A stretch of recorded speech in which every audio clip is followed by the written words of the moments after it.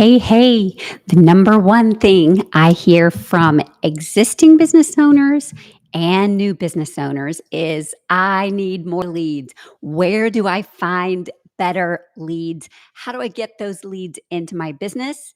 And that's what we're going to talk about today. So, whether you are established, whether you've been doing this a long time, or whether you are switching audiences or starting something new, we're going to help you out knowing where the best leads are. My name is Carrie Wilkerson. I'm a business coach and mentor for founders, and I've been doing this a really long time. And I'm known for telling you the truth, for not telling you theory and things that I think might work, but for giving it to you straight so that you can get results even now. Some of these things we'll talk about, you can actually do today with zero spend. How's that sound? Sound good? Okay, let's jump in. Here's the problem. The problem is you think I need more sales, so I need more leads. Where do I find my leads? And because we're such a sophisticated market, because we're so technologically advanced, because there are so many techniques to choose from, we start spinning and spinning and spinning about which one to choose. Or worse, we try all the technologies, all the AI. Maybe I should be doing a video series. Maybe I should be doing an audio series. Maybe a summit is the big thing. Maybe a master class is better for me. Oh, I need my email sequence all set up. And we end up basically doing nothing or doing it all and not doing any of it to mastery. So, my advice to you is to reframe your thinking a little bit. Let's strip away some of the chaos. Let's strip away some of the confusion and let's take away some of your choices, quite honestly. Now, I know I'm going to sound like a Gen Xer when I say this for good reason, because as a Gen Xer, I built without any of these things. So, my number one advice to you right now would be build your business like it's 1998. Build your business like it's year 2000. What do I mean by that? If you were starting a business, no matter what your business, in the year 2000 or in 1998 or in the 80s, you would not be worried about Facebook ads. You would not be worried about what to use AI for. You would not be worried about online video or all those things.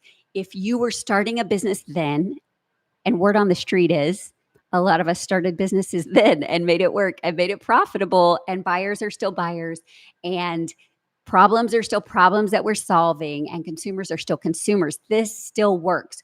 When you're trying to grind from a stop, when you're trying to gain back momentum, when you're trying to shift your messaging a little bit and you feel paralyzed, stuck, or discouraged and hopeless, honestly. Anybody ever been there? Type in the chat. Yes, if you've ever been discouraged or feel like nothing is moving and nothing is going and you're doing too many things and nothing all at the same time, I'm going to encourage you to build like it's 1998. And what I mean is start with who you know. I did not say to start selling to people you know, because we do know that, like a prophet in our own country, we sometimes don't have credibility with those people. But you first start with yourself, with your prompts on who do I know that fits my ideal target market? Or who do I know that has this problem that needs to be solved? Or who do I know that knows those kind of people? Until you are your own best referral source, you won't be able to authentically go ask anyone else. Let me say more about that. Until you can say to yourself, who do I know that might be looking to buy or sell a home? Let's say you're in real estate, buy or sell a home in the next 3 to 5 years. Who do I know? Who do I know that has kids the age that might be buying or selling a home? And you might already be doing this and saying, but Carrie, I don't know what to ask. Then that's a messaging problem. Until you know what to ask your own darn self about referrals, then no ad is going to work for you. Then no summit is going to work for you. Then no swap with someone else, no cold list is not going to work for you or with you if you don't know what you're asking and who you're asking for. So, number one is under the umbrella of build it like it's 1998. I want you to say, ask your own self, get out a piece of paper, make a list. Make a list. As you start brainstorming, something very powerful starts happening, and your mind will start to fill the blanks of people that you might know. And then you have to be unapologetic about reaching out to people. You have to stop waiting for manna to fall from the sky. That really only worked in the Old Testament. You have to stop waiting for that manna to come. You have to stop thinking you're going to harvest when you haven't planted. You have to mine your own brain first. Okay. Second, once you know who you're asking about, once you know what kind of referrals you're looking for, then you ask other people. You cannot be upset. You have no right to be offended when people don't send you referrals or bring business to you or buy from you when they're not sure what you do or whom you serve. So if I'm in the hairstylist chair, I should be able to say, hey, I'm looking for someone who has this kind of a business, who is this kind of demographic, and who really wants to achieve this. Who do you know? Who do you know that might be this? Um, and then you could also say, who's the highest net worth person that you know? Who is the, like, what are your 5 to 7 qualifying questions that you have? I learned this back when I was in sales for cosmetics. I learned that if I said to people, this is what I do and what I sell, who do you know? They would say, oh, I'll keep you in mind in case I know anybody that's doing this. If I said instead to them, say, for instance, I'm talking to my clients, who do you need to buy Christmas gifts for? They would say, oh, no, I think I'm good on Christmas gifts. Have you bought something for your hairdresser yet? Have you bought something for your real estate agent yet? What about your neighbors? Do you have something for a white Christmas party in case you have a gift exchange? I started creating it's like a mental worksheet. Create the blanks that they need to fill in, and that will help their brain go to work for you. But you have to be willing to ask yourself first and know what you're asking, and then ask other people if they would be willing to introduce you or share a piece of content that you have or invite them to something that you have. And again, this works if you're online, this works if you're offline, this works no matter what your model. You have to be willing to activate your own referrals within yourself, and then you have to be willing to reach out to other people. It's the rule of everybody knows approximately 200 people, whether you believe it or not. You need to activate them for you, and you need to get sharper about who it is you work for and how you can ask. If I were looking for more speaking opportunities, then I would first say, where would I like to speak? What would be maybe my 10, 15 dream gigs that I would like to have? And then I would think, okay, who do I know that might be connected to those?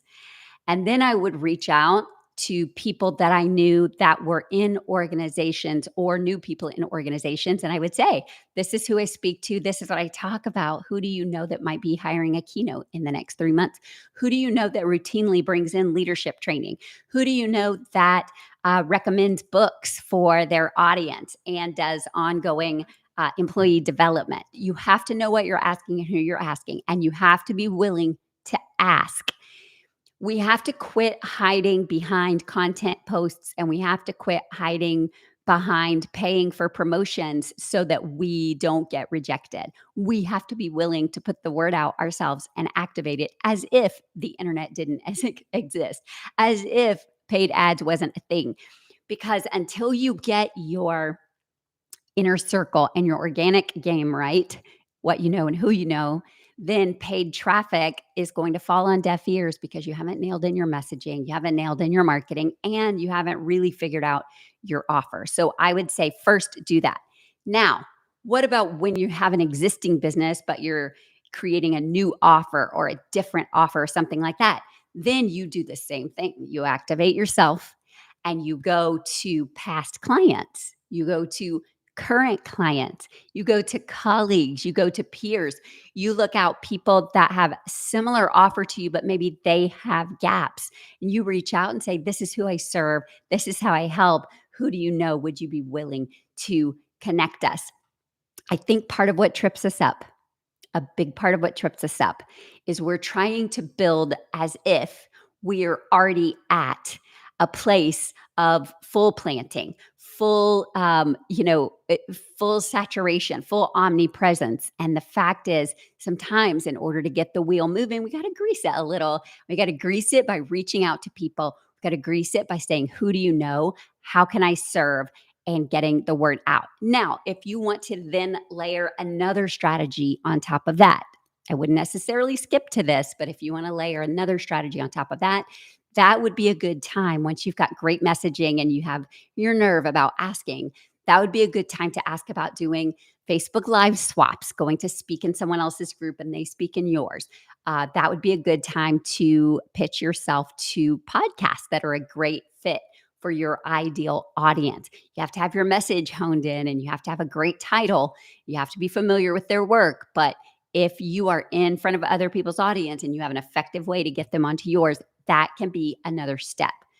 But I think it makes no sense whatsoever that we are not talking to the people in our inner circle, our immediate circle, our family, our friends about who they know, who they can suggest, who they can introduce us to. We have to stop being embarrassed about being in business.